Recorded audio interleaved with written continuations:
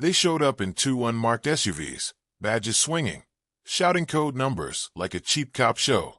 I counted 4 of them, all armed with clipboards and one with a taser. What they didn't know, I'd already filed the deed transfer 2 days earlier. Every inch of ground they stood on was, by law, mine. Welcome to HOA Karma. I'm Ray Morrison, 51, small engine mechanic from Hill County, Texas. My shop's behind the ranch, 20 acres of mesquite and diesel, the kind of place where engines hum louder than gossip. If you're new here, hit subscribe and tell me where you're watching from. Folks fighting HOA abuse find family here. It started with a letter, thin as a thread and just as cold. Notice of violation, they wrote, in that smug Arial font HOAs love.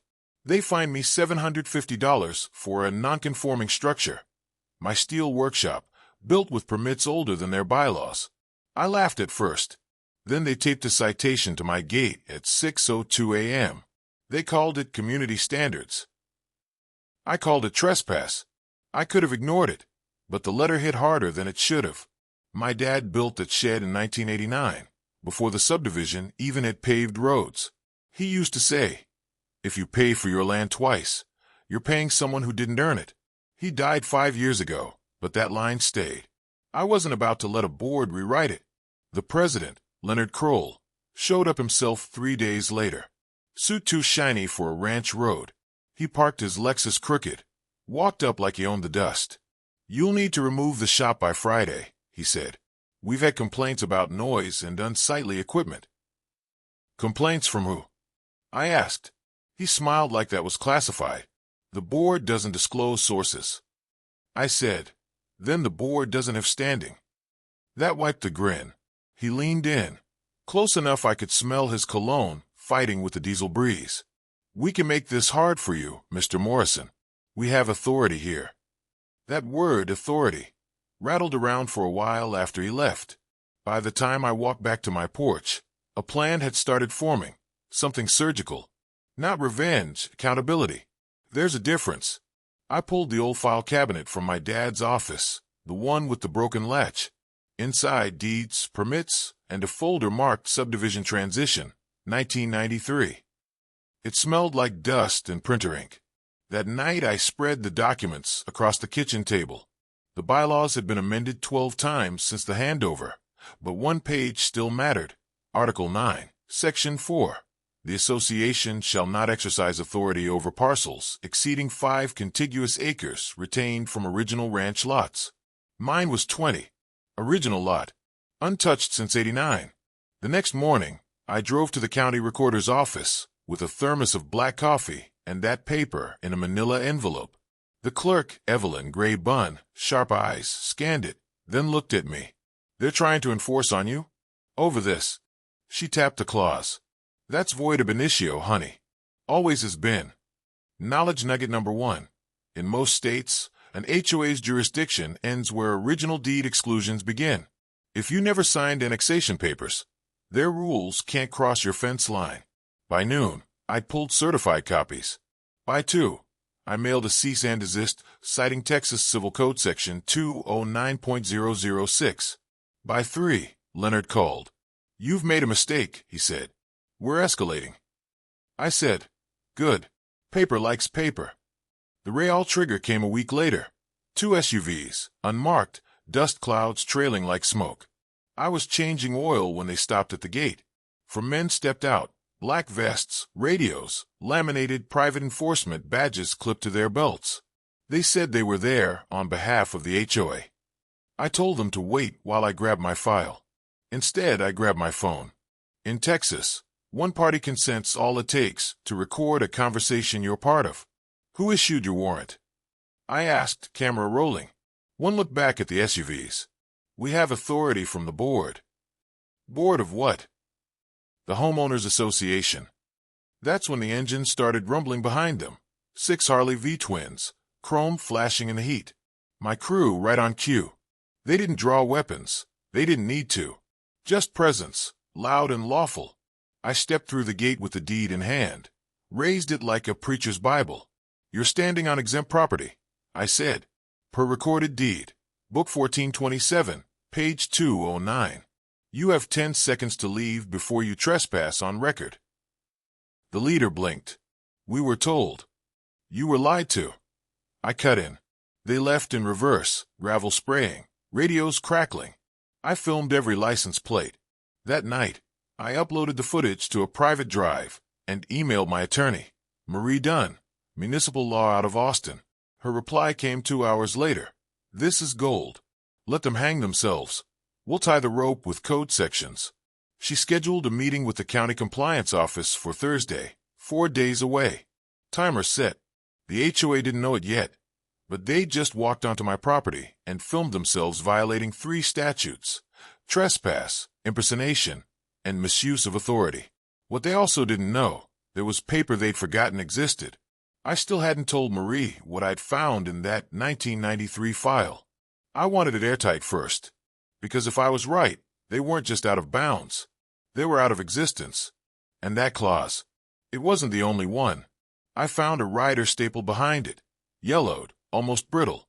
Upon expiration of developer lease, maintenance rights revert to individual lot owners unless extended by recorded vote of 75% quorum within 30 days of lease lapse. The lease expired 11 years ago. No recorded vote, no extension, which meant every amenity, easement, and road the HOA claimed to control now defaulted to private maintenance, mine included. It was 11:47 p.m. when I realized it. The fluorescent light flickered, the smell of toner thick from old papers. I looked out the window at the dark line of the road and smiled. They built their empire on expired ink. What I didn't know then was how far they'd go to hide that fact before Thursday came. By Wednesday morning, the harassment started small. 2 citations taped to my fence, both unsigned. One for unauthorized lighting, the other for storage of motor vehicles. My shop lights had motion sensors, and the vehicles were paying clients' tractors. They were probing, testing reaction time. I didn't bite. I documented.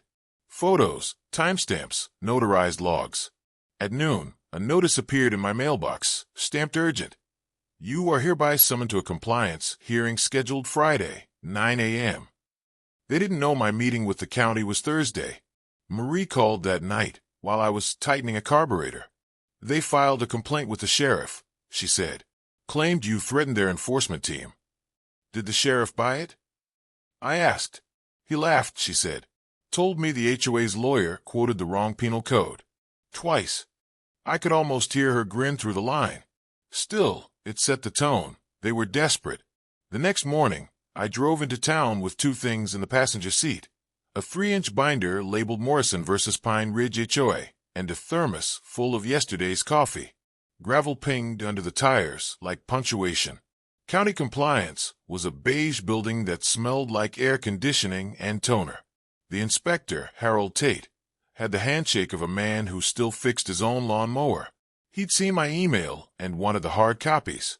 When I slid the binder across his desk, he flipped to the lease clause, squinted, then nodded slowly.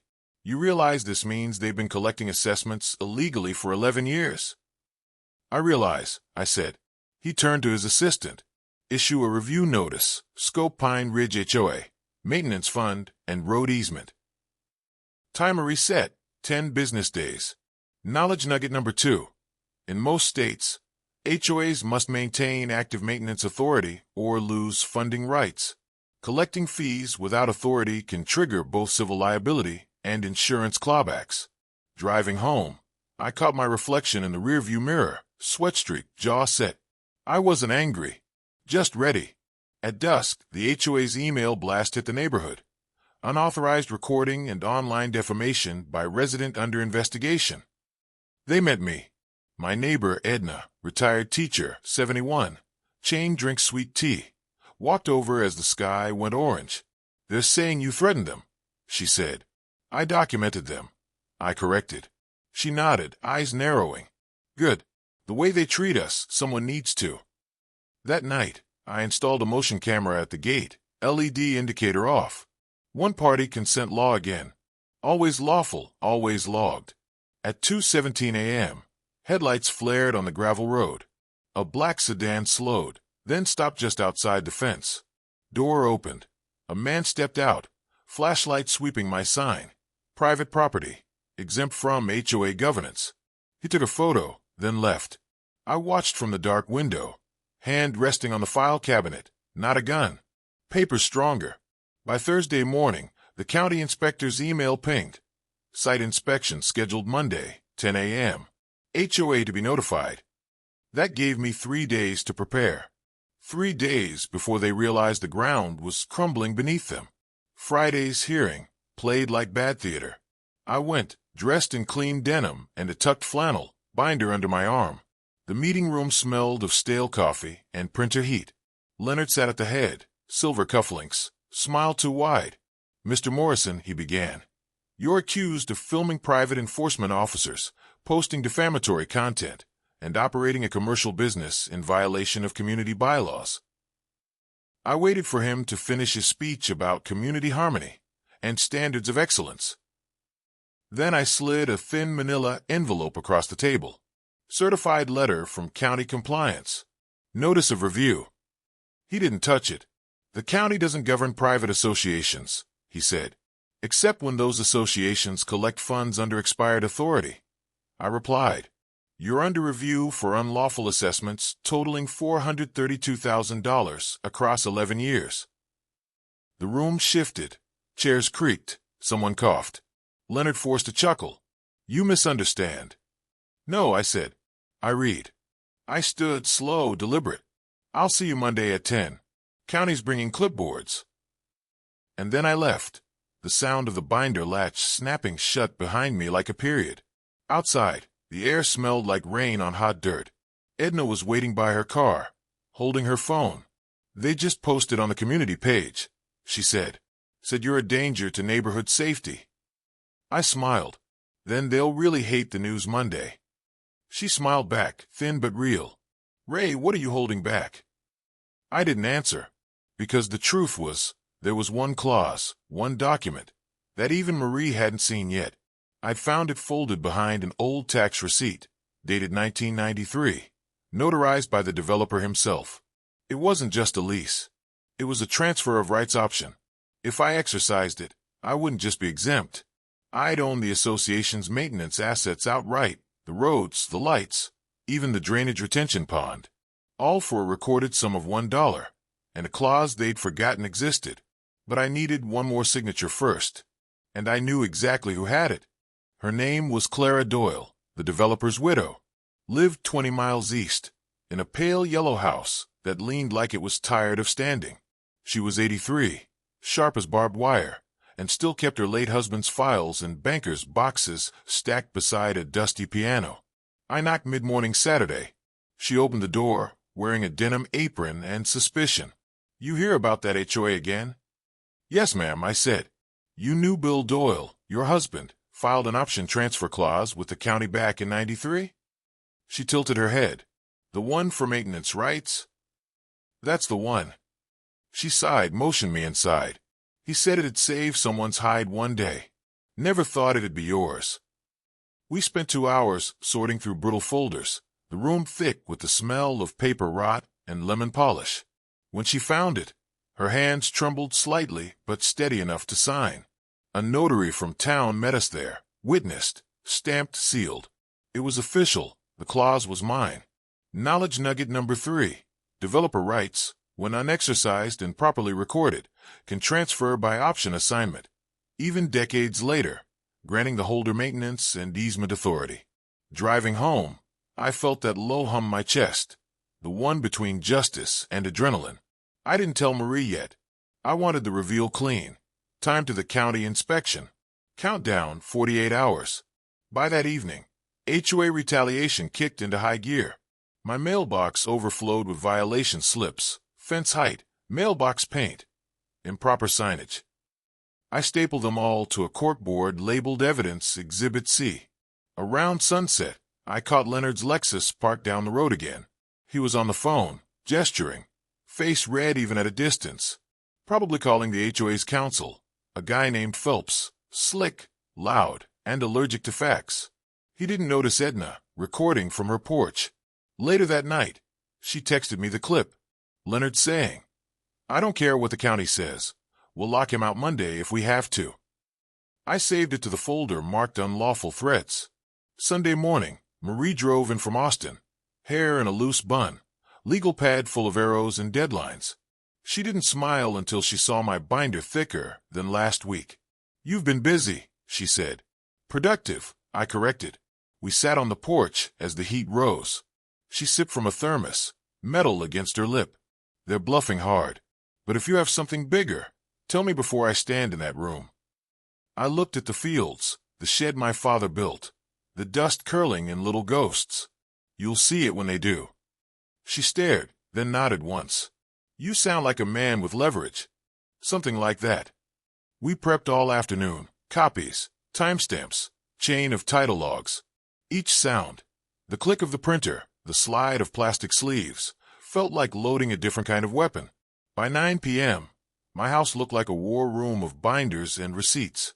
The storm outside began to roll in, thunder crawling low and slow. I opened the window, let the smell of wet mesquite mix with toner. Somewhere out there, Leonard was pacing his living room, trying to figure how to spend Monday. He had no idea that the paper I carried didn't just prove exemption. It redefined jurisdiction. That night, I couldn't sleep.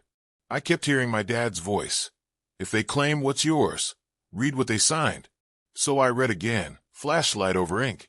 The clause was flawless. Dated, notarized, unrevoked.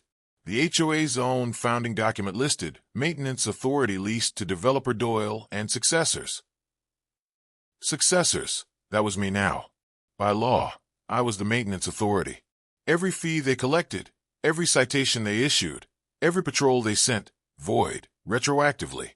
I wrote one more letter before sunrise, addressed to the HOA's insurer, copying both the bank that held their reserve account and the county ethics board. It was dry, factual, and devastating. At the bottom, I signed it. Ray Morrison, Successor Maintenance Authority, Pine Ridge Development Trust. When I sealed the envelope, the sky turned orange-gray with the first light. At 7:42 a.m., I dropped it into the post office slot, the metal echo ringing like a gavel. Driving back, I passed Leonard's house. He was outside in his driveway, phone in hand, face pale. Word must have traveled. Insurance notifications move faster than gossip. He looked up as I slowed, our eyes locking through the windshield. He mouthed something I couldn't hear. Probably how. I didn't stop. Back at the ranch, the crew was waiting. 6 bikes lined along the fence, chrome bright under the morning haze. Edna had brought donuts, still warm. "Big day tomorrow," she said. "Bigger than they know," I said. She laughed softly. "You're smiling again, Ray. Haven't seen that in a while." "Paper's lighter than anger," I said. "Easier to carry." Still, under the calm, the tension coiled. Monday wasn't going to be peaceful. It would be lawful, but not peaceful. Because once the county arrived, the HOA's web would start unraveling thread by thread, and I intended to pull every one of them. What they didn't realize yet was that Monday wasn't inspection day for me. It was reckoning day for them. Monday came dry and sharp, sky scraped clean after the storm. The road in front of my ranch shimmered, like metal under the Texas sun. I had 3 thermoses of coffee lined up on the counter and 2 file boxes in the truck bed. One marked Evidence AD, the other Deed Authority Transfer. At 9:48 a.m., a white county vehicle rolled up, dust curling around its tires. Harold Tate stepped out in his beige windbreaker, clipboard under one arm. Behind him, Leonard's Lexus pulled in, followed by 2 board members and their attorney, Phelps, still wearing sunglasses indoors personality. Marie arrived right on time. She shook Harold's hand, handed him a slim folder labeled Certified Chain of Title. I caught Leonard's glance flicker when he saw that word, certified. We gathered under the oak by the gate. The air smelled of hot gravel and printer ink. Harold spoke first. "We're here to confirm maintenance authority per recorded documents. Mr. Morrison, you're asserting exemption and successor rights." "Yes, sir." Recorded Friday. Deed Book 1427, page 209. Verified by County Clerk Evelyn Morse. Leonard stepped in, his voice coated in civility. "This is an abuse of process. That document is ancient. The HOA has governed this subdivision for 30 years. Continuous practice establishes jurisdiction. Marie smiled, calm and professional. Continuous practice, without authority, establishes liability. Mr. Kroll, you've collected assessments totaling $432,000 without a standing lease. The silence that followed was the kind that hums. Phelps adjusted his tie. Even if that's true, the county has no authority to. Harold cut him off. We do when public roads or easements are involved. And they are. He checked his clipboard. Per survey maps, these maintenance easements were never renewed. Leonard's jaw ticked. Edna stood behind the fence, phone camera steady. She mouthed, "Get him." I handed Harold a second folder. The Doyle clause, notarized, stamped, and signed. He read it once, twice, then looked at Leonard. "Did your board ever record an extension vote?" Leonard said nothing. Harold nodded slowly. "Then, as of today, Pine Ridge HOA lacks maintenance authority. Fees collected since May 2012 are subject to review and restitution. Notices will be issued." You could hear the wind shift. Leonard tried to recover. "We'll appeal." Marie shrugged. "You can't appeal a lapse. You can only apologize for one." That line hit harder than thunder. Harold signed his report on the hood of his truck, ink scratching like a saw blade. "Inspection complete," he said, snapping his clipboard closed. But I wasn't done. I reached into the box and pulled out one more document, the letter to the insurer. I handed a copy to Phelps. Policy number 4579B. They'll want to know your board misrepresented coverage, terms under expired authority. He paled. "You notified them?" "Friday morning," I said. Microcliff silence again. From somewhere behind us, Edna whispered, "They're done." But they weren't, not yet, because Leonard wasn't the kind to fold quietly. He straightened, dusted his cuffs. "This isn't over, Mr. Morrison.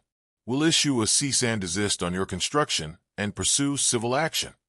Marie opened her binder, turned it around. Already preempted. Filed for declaratory relief at 8:02 a.m. today. Docket hashtag 21-4937. Leonard blinked. "You what?" I said, "We play early." He turned to leave, but Harold stopped him. "Mr. Kroll, I'll need signatures from your board acknowledging today's findings." Leonard hesitated, then scribbled something that looked like surrender. When they drove off, the sound of tires crunching gravel felt like a closing door. Marie exhaled slow. "That's the first domino." I nodded. "Now we wait for the insurer." She looked at me. "How long do you think?" 48 hours, I said. Claims adjusters move fast when fraud's in the subject line. By Tuesday evening, word spread faster than wildfire. Homeowners were calling, demanding refunds, meetings, answers. The HOA's Facebook page went private. Leonard's posts disappeared one by one.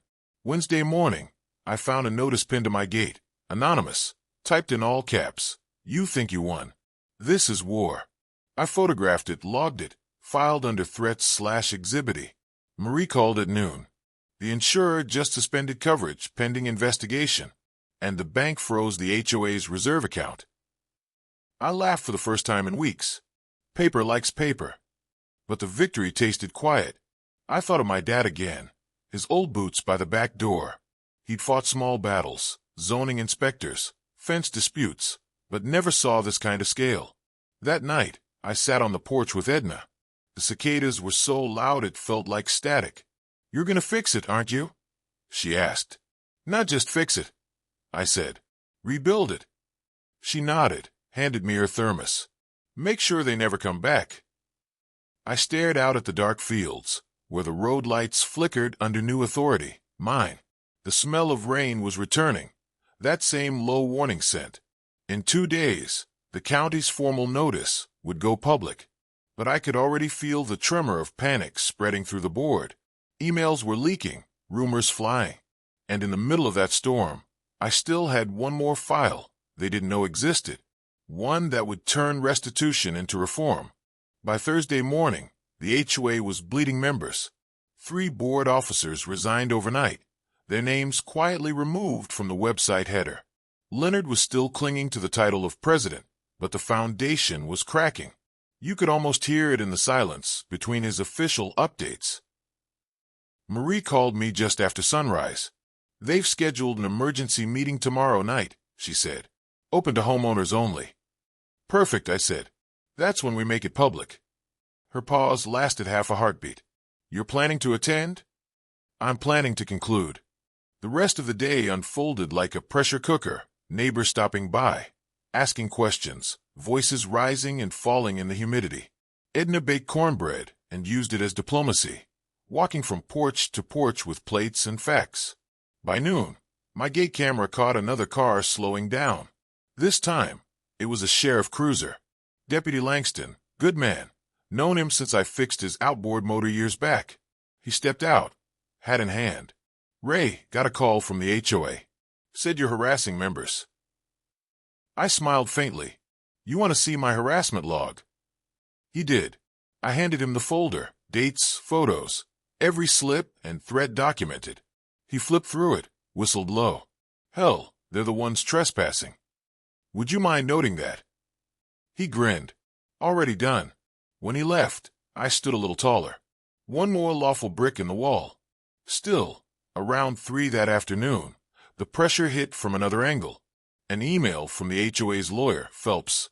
Cease all correspondence with other homeowners or we'll pursue defamation claims. Marie replied within 10 minutes.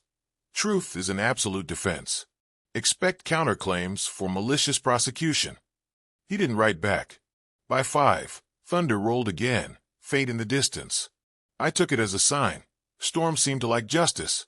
I spent the evening tightening the presentation. Not a speech. Exactly. Just a precise sequence of truths.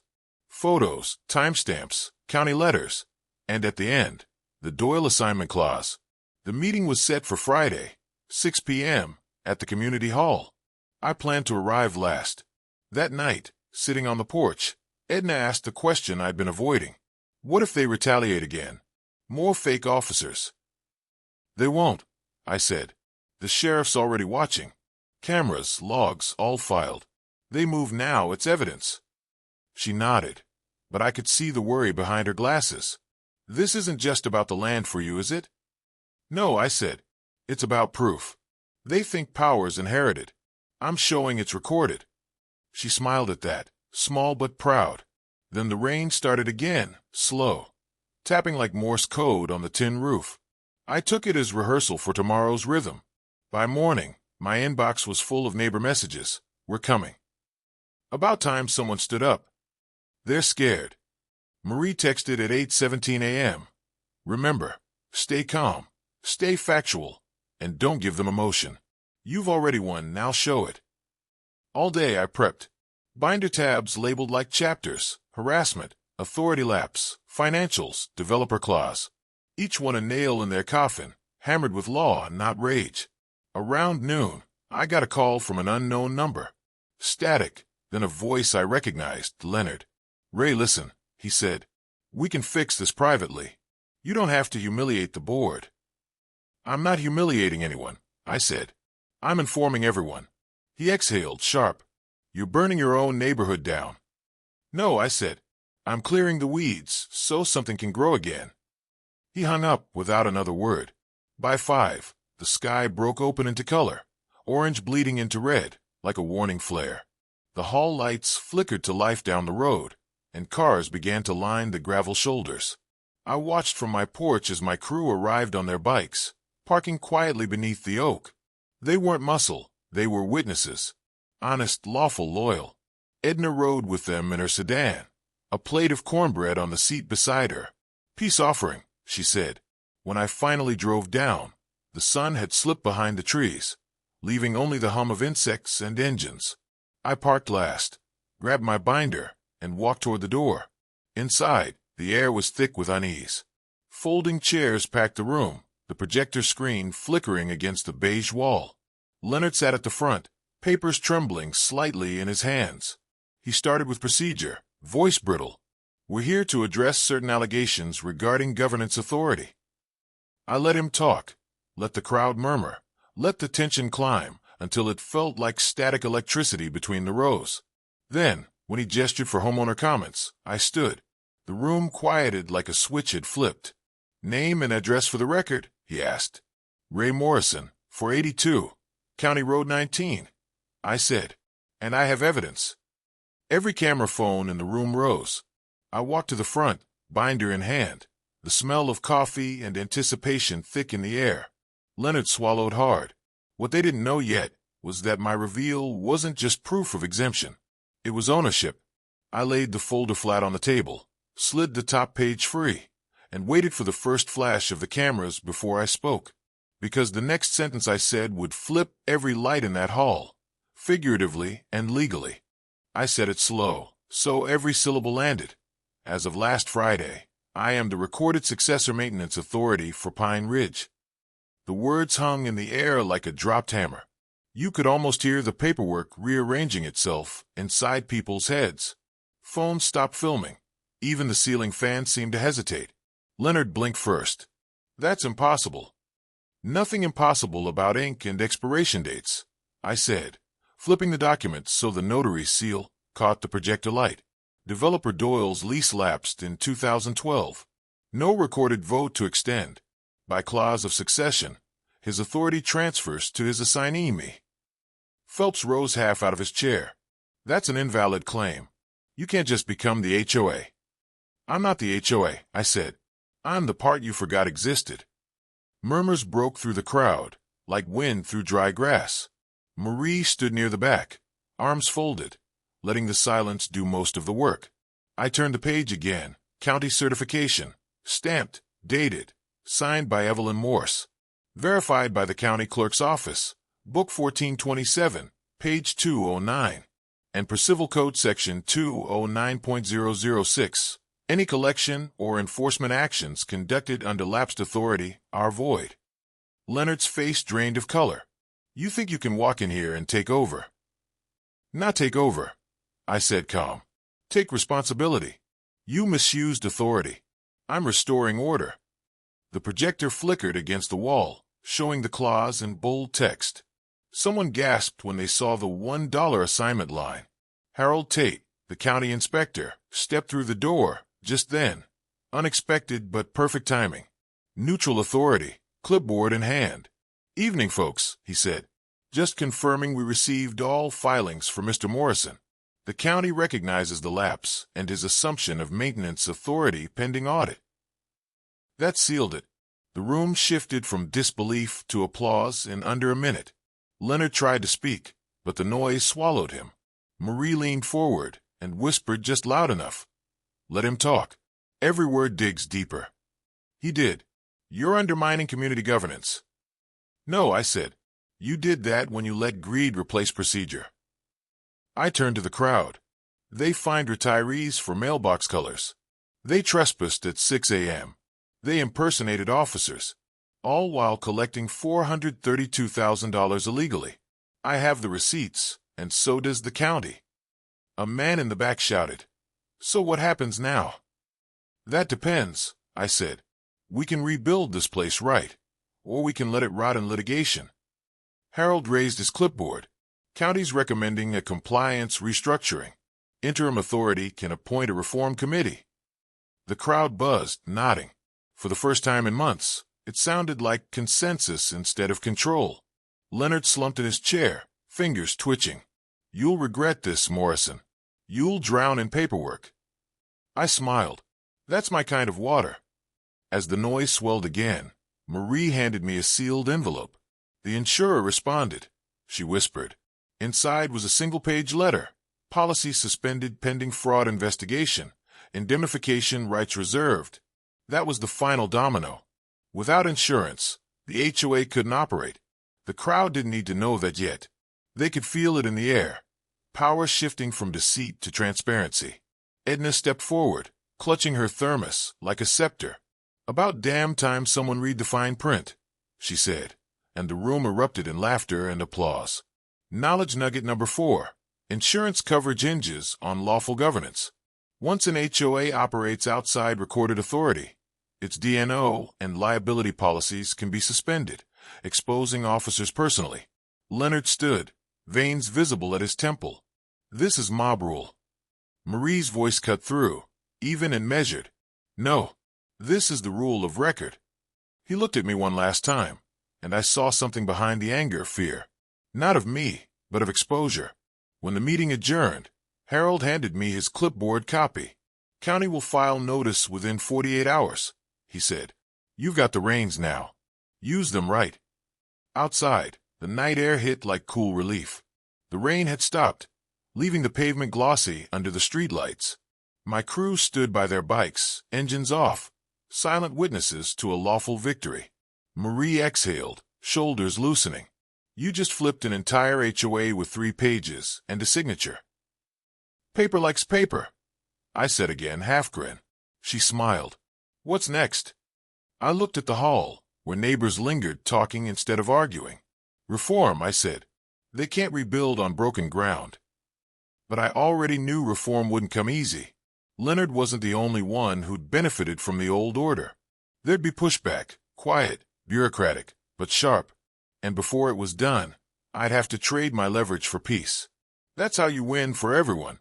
The thought lingered as the first lightning flickered on the horizon again, like punctuation at the edge of the night.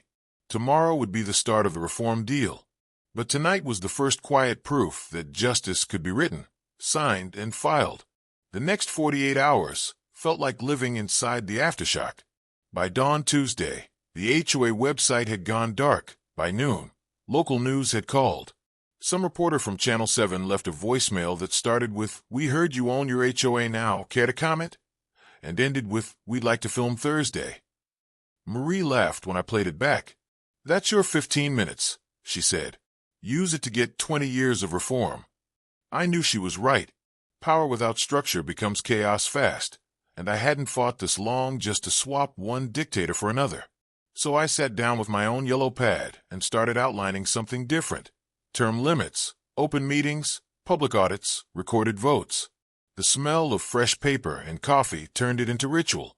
By evening, the emails started rolling in. Neighbors volunteering, others angry, a few scared. One said, "Don't let this turn into another bureaucracy." Another, "I've lived here 30 years. About time someone honest ran it." Edna dropped by around 8, raincoat over her shoulders, thermos in hand as always. "They're buzzing about you," she said. "Half of them want to help, half want to hide." "Sounds about right," I said. "We'll give them both a reason to show up." That reason came Wednesday morning, a notice from the county clerk, official recognition of Pine Ridge Maintenance Authority, under successor management. The ink was still wet when I read it. At 10:15 a.m., my phone buzzed. Unknown number. "Mr. Morrison?" "Speaking. This is Paul Fenton, Regional Claims Investigator for Western Mutual Insurance. I've reviewed the suspension file. We need to meet regarding misrepresentation by former board officers." "Today works," I said. He showed up by 3, a tall man in a beige suit that didn't belong to this heat. We sat on my porch, humidity curling the edges of his paperwork. He flipped a page. They filed 12 false renewal statements and 3 forged maintenance reports. That's textbook insurance fraud. We'll recommend restitution and referral to the state AG. I nodded. "Make sure the homeowners see the findings." He looked at me. Pen paused. "You're not suing them personally?" "No," I said. "Just fixing the system that let them do it." He smiled like he didn't hear that answer often. Rare approach. Lawful one. After he left, I sat a long time listening to the cicadas start up. The sound wasn't angry anymore. It was background to something rebuilding itself. That night, Marie called again. "Media wants a quote. Give them something clean. One line that says everything." I thought for a second. "Tell them, paper beats politics." She laughed. "Perfect." The piece aired Thursday evening, slow-motion footage of the meeting, my line playing over it. They called it The Paper Cowboy versus the HOA. I didn't care for the nickname, but the message stuck. Comments poured in online. Hundreds of people telling their own HOA nightmares, asking how to fight back. Somewhere between the noise and gratitude, one caught my eye. "Can we form a coalition? Homeowners United." That idea planted itself deep. Friday, the first reform meeting happened under the same oak tree where Harold had stood a week earlier. Folding chairs, clipboards, and coffee instead of conflict. 32 neighbors showed. Even 2 former board members came, quiet, apologetic. We drafted new bylaws, open records, no anonymous complaints, 60% vote for fines, quarterly audits, term caps. It wasn't vengeance, it was balance. Leonard didn't show. Word was he'd hired a defense attorney. Fine by me. The paper trail would take care of him. Halfway through the meeting, Edna raised her hand. What about community programs? Not just rules. I smiled. You read my mind. We added a clause, 5% of every assessment to go toward a community repair fund. Porches, mailboxes, playground benches. Real things that actually mattered. As the sun dipped low, the air smelled of cut grass and something clean, like ozone after rain. Marie leaned close.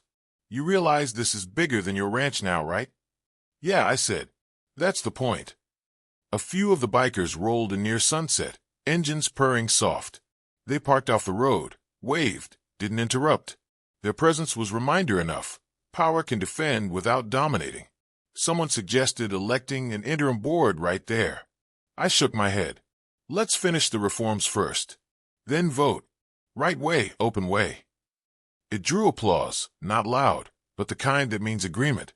As people began to pack up, I noticed a black sedan parked at the far end of the road. For a second, my pulse jumped, old habits. But when the door opened, it was Leonard's wife, not him. She stepped out slowly, carrying a manila envelope. She handed it to me without speaking. Inside were receipts, personal withdrawals from the HOA account, $18,742 over 2 years. Her voice was quiet. He hid this. Said it was reimbursements. You're doing the right thing, I said. She nodded once, eyes wet but steady. Make it count. I promised I would. As she drove away, the wind shifted, carrying the smell of rain again. The same smell that always came before change. Tomorrow, we'd file those receipts with the investigator. By Monday, Leonard's story would hit the same news cycle that had made him untouchable for years. And for the first time in a decade, Pine Ridge would hold an election without fear. By Monday morning, the humidity had dropped and the whole place smelled like redemption, cut grass, wet cedar, and hot coffee. The county's bulletin board carried the official seal. Pine Ridge HOA suspended pending reformation under successor authority. It was dry legal language, but it read like closure. Marie met me at the diner, same corner booth, where this all began 8 weeks ago. She had a fresh stack of papers, and that tired smile lawyers get when a case turns from battle to paperwork. Restitution checks are being drafted, she said. 32 homeowners to receive refunds within 60 days. Leonard's under formal investigation for misappropriation. I stirred my coffee, watching the cream spiral. I didn't want to ruin him, Marie. Just stop him. You didn't ruin him, she said. He did that on his own. Outside, Edna waved through the window, heading to the post office with the first batch of reform notices. She'd taken to calling herself the clerk of common sense. I didn't correct her. At noon, the new committee gathered under that oak again. No suits, no microphones, just neighbors and folding chairs, and the buzz of cicadas filling the gaps. We voted on the reform charter, unanimous. Transparent budgets, recorded meetings, ethics committee, annual term limits. Each clause passed with a show of hands and one soft thud of my old gavel on the table. Then I stood up, held the Doyle clause high for the last time. This paper started the fight, I said, but it doesn't need to rule anyone. I'm trading it for reform. Marie stepped forward with a formal document, assignment of authority to the reconstituted Pine Ridge Community Trust. I signed, then passed it to Harold from the county, who countersigned as witness. Ink to paper, power to people. Reversal number 2 complete. The crowd clapped, low, grateful, real.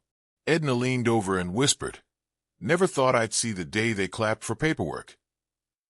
Better than pitchforks, I said.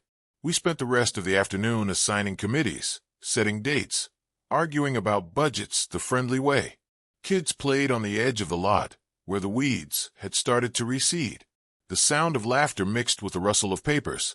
It was the sound of a community breathing again. As dusk rolled in, Marie packed up her files. "You realize you've built a blueprint," she said. "Every small town HOA is going to want it." "Let them have it," I said. "Maybe it saves someone a year of sleepless nights." She smiled. "You ever think about running for county council?" I laughed. "I've had enough bylaws for one lifetime." The sun dropped behind the hills, leaving the road glowing like copper. My crew revved their bikes once, a farewell salute, and rode off single file into the pink horizon. I stayed a while longer, watching Edna lock up the hall, the key clicking against the latch like punctuation at the end of a long sentence. Inside my truck, the radio played soft blues, the kind my dad used to hum when he balanced the books after harvest. I thought about him, about what he'd say if he could see the deed framed on the courthouse wall now. Probably something simple, like "Told you paper wins. If you believe I fought the right way, and this is how it should end, say a few words in the comments for your friend. Subscribe so the next story reaches you first. And as a responsible citizen, share this so others learn and get inspired. That's on us." Weeks later, the local paper ran a small column. "Former HOA officials admit liability. Community reforms underway." No photo, no drama, just a paragraph and a quiet victory. The first community repair fund fixed the playground slide. The second bought new lights for the trail. And every meeting since has opened with the same line: transparency begins with record keeping. Sometimes, when the evening wind moves through the mesquite, I still hear the echo of those engines and the rustle of binder paper. Equal parts noise and justice. My porch light glows over the same gate they once tried to claim, the same gravel road my father paved with stubbornness and trust. Paper beats power every time.